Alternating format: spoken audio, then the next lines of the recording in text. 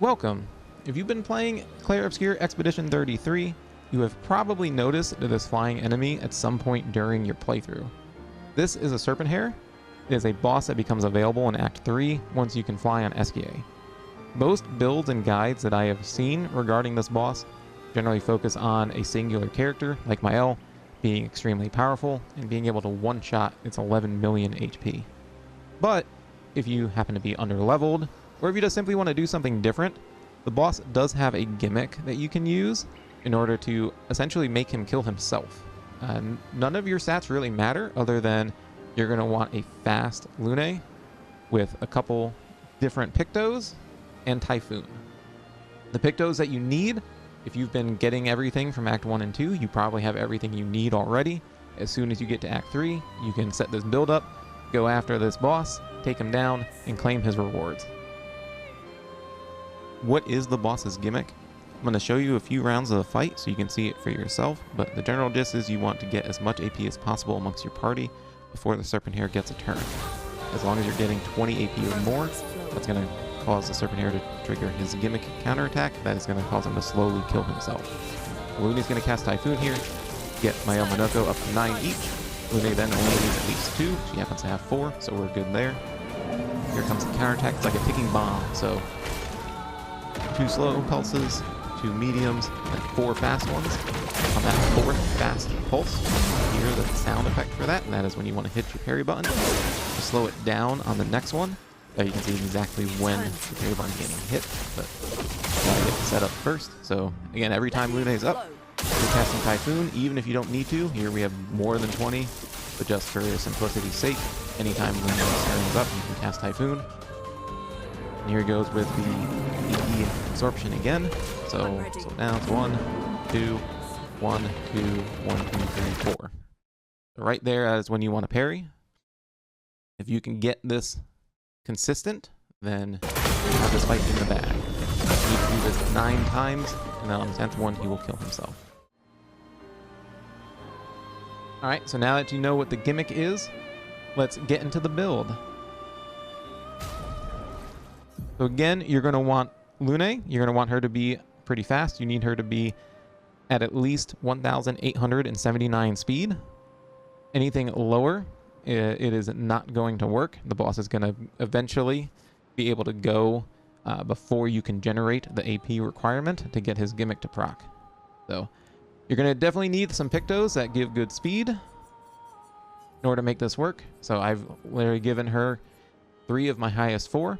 We got Burn Affinity, Energizing Burn, and Burning Death that give 439, 321, and 308 speed respectively. You notice that I do have Cheater. It does give good speed. It gives 400. Obviously, its perk is very nice. Would make things very simple.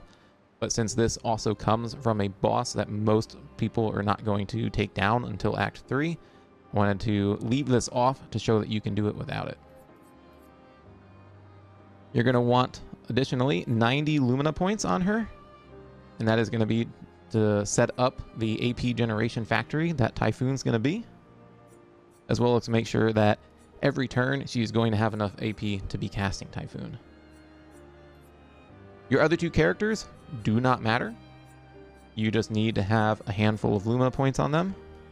In this case, I'm going to use Mael and Monoko. Mael has the 4 energizing starts, for a total of 50 Luminas. I have taken off her pictos. They have 0 stats on everything. Same for Monoko, no pictos, no stats. Monoko only has the first 3 energizing starts, so a total of 30 Luminas. So again, you don't need much on your other characters.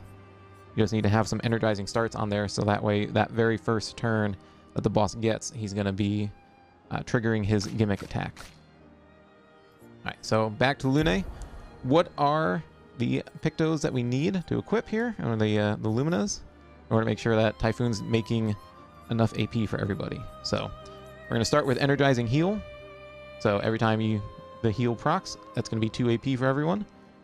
We're also going to do Energizing Powerful. That's another 2 AP for everybody. And the reason that Powerful is going to proc is that we're going to do Protecting Heal to apply Shell on heal, and then Powerful on Shell means that when that shell gets applied, it's also going to apply Powerful. And that is how we're going to get Energizing Powerful trigger every time Typhoon procs. In order for that first turn to make sure that Lune can cast Typhoon right away, we're going to do Auto Shell. Again, that's going to trigger Powerful and give her 2 AP because of Energizing Powerful. We're going to do an Energizing Start for 1 extra AP at the start of the fight. We're going to do Energizing Turn for an extra AP on her turn start. And we're going to make sure that she goes first by having First Strike. One final thing for the healing aspect is we are going to throw Accelerating Heal on there. Rush is very important to get on Lune as soon as possible in order to make sure that her speed is going to be fast enough. The 1879 speed, that alone is not enough. You're going to need to have Rush on there, and that'll have Lune fast enough that she's going to be casting Typhoon often and keeping everyone up to snuff with their AP gains. One final thing is you're going to want to make sure that you're getting an extra AP from your parry. And since the boss's attack is probably going to kill your group if you are under-leveled anyway, you're going to want to be consistent on the parry itself. So we're just going to take Perilous Parry because that is the cheaper of the two options. Obviously, there's Energizing Parry as well if you wish to do that. It doesn't hurt to have them both. And anything extra that you can tack on that gives more AP just makes things a little easier. But another situation you can also do, and I haven't used this on anyone, but if you want to have your other characters be able to put on Energizing Powerful and then also do Empowering Attack as well as the 2 Energizing attacks, that will make it so that way every time they do a base attack, they are getting 5 AP every time. And if you aren't gimping them like I am and they actually have some stats and they have some speed, then it makes it just that much easier to make sure they're going to get up to the 9 AP max before the boss gets to go.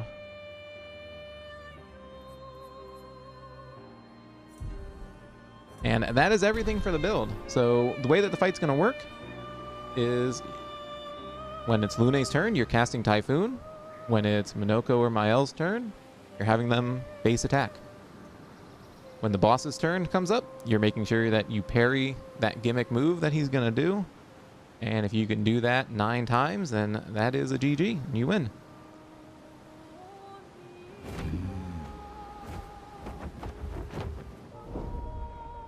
So you know what to do, but if you guys want to watch the fight, we'll leave you to it. You can enjoy how the fight looks. But I thank you all for watching. Take care, and we'll see you next time.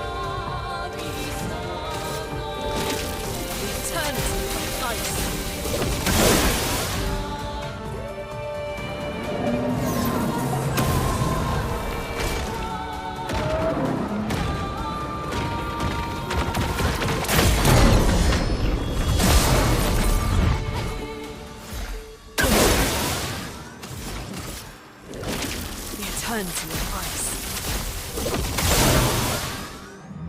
Let the ink flow.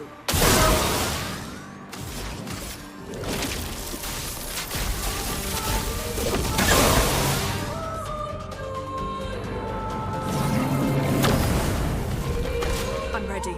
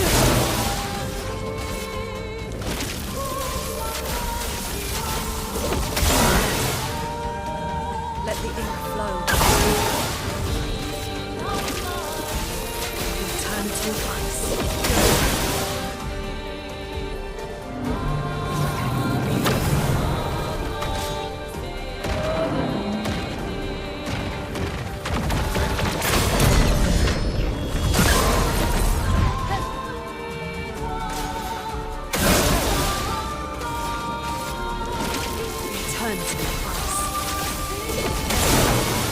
There's violence, yes.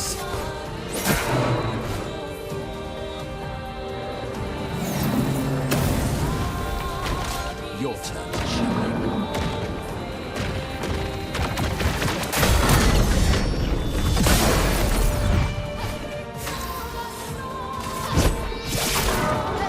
Let us stay.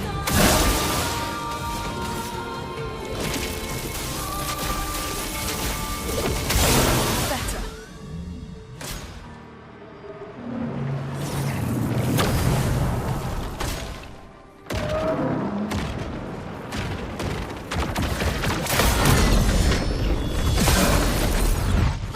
A storm is coming.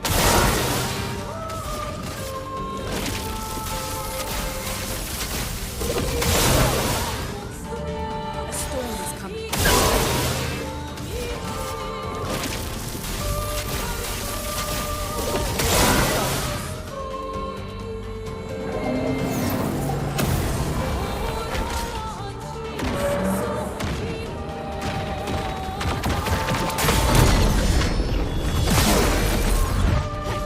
Violence.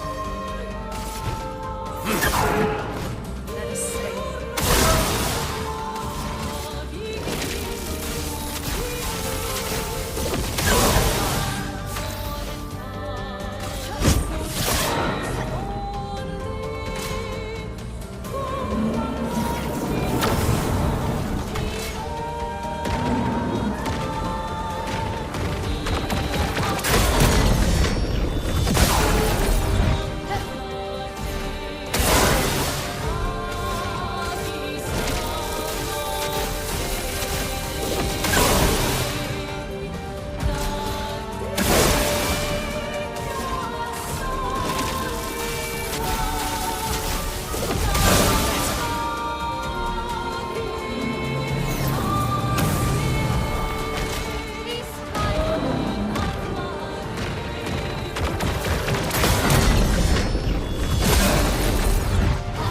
Let the ink flow.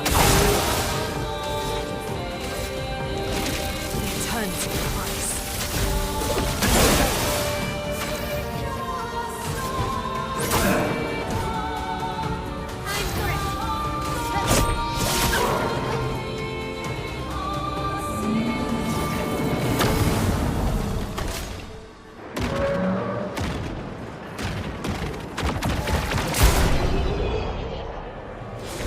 And there you have it. The boss is down. You got your Energy Master Picto, you get your Perfect Chroma Catalyst, a whole bunch of experience, not to mention you get the 20% bonus for not taking any damage. So all in all, this was a really fun fight to figure out. I did this quite early in my playthrough as well. I did the story and then pretty much did this first thing after that. And hopefully this guide will help you do the same. So if you got this far, thank you very much for watching. If you could like and subscribe, I obviously appreciate it. I will link my Twitch in the description as well in case you want to watch me bash my head against other bosses. So hopefully we'll see you around, but have a great day, take care, and we'll see you next time.